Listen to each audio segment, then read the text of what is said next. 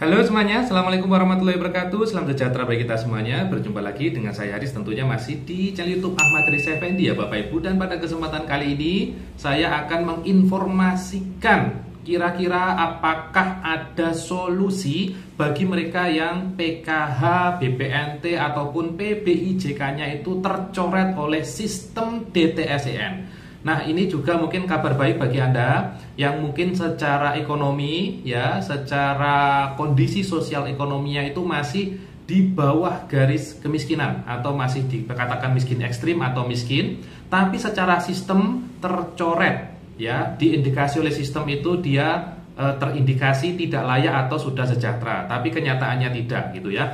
Nah, itu solusinya bagaimana? Apakah memang ada solusi ataukah tidak ada? Nah, Bapak Ibu, pada kesempatan kali ini sebenarnya ada solusi yang bisa ditempuh, dan nanti solusinya bagaimana pada kesempatan kali ini akan saya kasih infonya kepada Anda semua. Bagi yang ingin tahu, ingin paham, ingin mempelajari terkait info bansos kali ini, bisa disimak penjelasan yang nanti saya sampaikan, tentunya disimak sampai tuntas agar tidak terjadi kesalahpahaman di kemudian hari ya. Dan berikut penjelasan lengkapnya. Baik Bapak Ibu sekalian, terima kasih masih menyimak info di channel YouTube Ahmad Haris Effendi tentunya. Dan langsung saja pada kesempatan kali ini saya akan menjelaskan kira-kira apakah ada solusi terkait penerima bantuan yang tercoret. Bantuan di sini yang saya maksud adalah bantuan PKH, BPNT dan juga PBIJK alias bantuan yang berasal dari Kementerian Sosial. Ingat Bapak Ibu ya, sebenarnya ada beberapa jenis bantuan ya, ada KIP atau PIP, ada KIP kuliah ya, ada BLT dadakan seperti dulu itu ada BLT El Nino, BLT minyak goreng, BLT BBM, ada beras 10 kilo ya, ada bantuan makanan atau permakanan dan lain sebagainya. Jadi sebenarnya jenis bantuan itu banyak tipenya dan juga memiliki target penerima yang berbeda-beda. Berikutnya yang saya maksud pada video saya kali ini adalah bantuan PKH dan BPNT dan juga PBIJK. Jadi 3 jenis bantuan ini saja ya, yang anggaran bantuannya ini berasal dari Kementerian Sosial. Jadi nanti saya tidak membahas terkait bantuan yang lain ya, karena itu bisa jadi beda lembaga, beda pemberi bantuan, beda anggaran gitu ya. Nah, pada bantuan PKH dan BPNT ataupun PBI sudah diketahui bersama bahwasanya pada tahap 2 ini banyak sekali yang tereliminasi atau tercoret atau terhenti ya, karena terindikasi setelah di peringkat kondisi sosial ekonominya dia berada pada kondisi ekonomi yang tidak layak bansos, sehingga bantuannya menjadi terhenti otomatis ya. Jadi by system. Jadi ini by system. Dari mana datanya Mas? Ya dari banyak data. Jadi dari data BPS ya, dari data Kemensos dan lain sebagainya digabungkan jadi satu, nanti akan diperingkat secara ekonomi. Tapi kadang Bapak Ibu kita juga menyadari bahwasanya bisa jadi saat pemadanan data itu ada beberapa data yang mungkin belum valid atau namanya error. Tapi error itu biasanya tidak banyak ya. Dan bagi yang terkena error ini atau alias yang kondisinya masih sangat-sangat miskin, memang tidak punya apa-apa tapi kena coret, apakah ada solusi agar bantuannya bisa cair lagi? Baik Bapak Ibu, terkait itu sebenarnya ada solusinya. Jadi saya ulangi, ada solusinya. Solusinya bagaimana? Ya tentunya solusinya tidak lain tidak bukan, yaitu adalah diusulkan kembali atau diupdate datanya kembali. Jadi intinya yaitu diusulkan kembali. Nah pertanyaannya, usulnya itu bagaimana? Nah Bapak Ibu, sesuai dengan keputusan Menteri Sosial nomor 26 HUK tahun 2025 terkait pemutakhiran data DTSEN atau DTKS, di mana proses pengusulan itu bagi masyarakat ya bisa dengan 2 cara ya, 2 cara, mohon diperhatikan. Cara yang pertama yaitu melakukan usul ke desa atau kelurahan.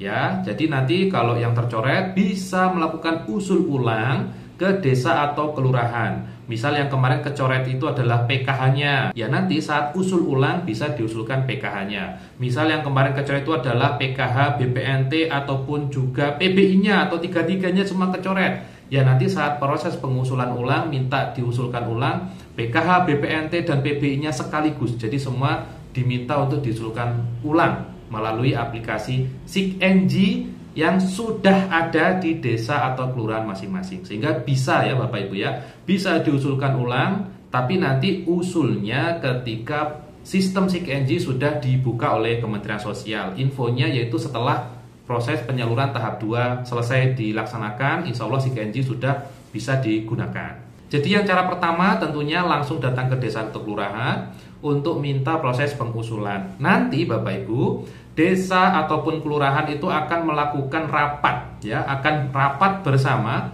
menghadirkan RT RW, LPMK ataupun BPD, kepala dusun, Babinsa, Babin Kaptipmas, pendamping bansos, PSM dan sebagainya untuk hadir membahas apakah nama-nama yang sudah minta diusulkan ini layak diusulkan kembali atau tidak. Nanti yang akan memutuskan itu adalah desa dan juga kelurahan.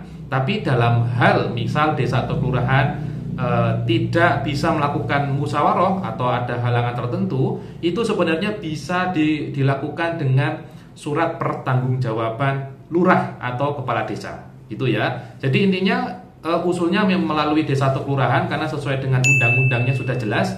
Proses pengusulan sesuai dengan Undang-Undang Nomor 13 Tahun 2011 itu adalah melalui desa atau kelurahan gitu ya.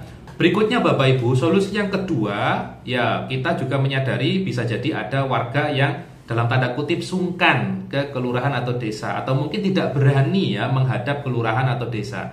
Nah ternyata dari Kementerian Sosial sudah memfasilitasi Bapak Ibu, yaitu berupa aplikasi yang bisa Anda gunakan hanya dengan HP, yaitu adalah aplikasi Cek Bansos. Nah, aplikasi Cek Bansos ini bisa digunakan untuk pengusulan ya. Silakan nanti bisa digunakan untuk pengusulan ulang bagi yang tercoret dengan catatan masih masuk kategori miskin atau miskin ekstrim gitu ya. Jadi nanti kalau masih masuk kriteria kemiskinan, bisa Anda melakukan usul ulang dengan aplikasi Cek Bansos ya. Berikutnya, setiap usulan itu sesuai dengan keputusan Menteri Sosial nomor 26 HUK tahun 2025, nanti akan ada petugas dari Kementerian Sosial yang melakukan verval. Karena aplikasi ini bisa diakses oleh masyarakat umum. Nah, kalau tujuannya baik ya alhamdulillah, tapi juga ada masyarakat yang mungkin tujuannya kurang baik. Misal melaporkan tetangganya yang sebenarnya masih layak tapi dilaporkan tidak layak. Nah, itu tentunya harus ada pengimbang data. Maka dari itu akan ada petugas yang hadir ya ke alamat yang dituju atau yang dilaporkan atau yang diusulkan untuk memastikan apakah benar usulannya sudah sesuai dengan kriteria atau belum. Kalau nanti sudah sesuai, nanti petugas akan menyetujui gitu ya. Jadi nanti akan ada petugas yang verval, berikutnya juga akan melalui persetujuan kembali oleh desa atau kelurahan yang akan masuk di sistem SIKNJ. Jadi ada dua solusi Bapak Ibu, bagi yang bertanya tercoret, saya kira sudah paham semua.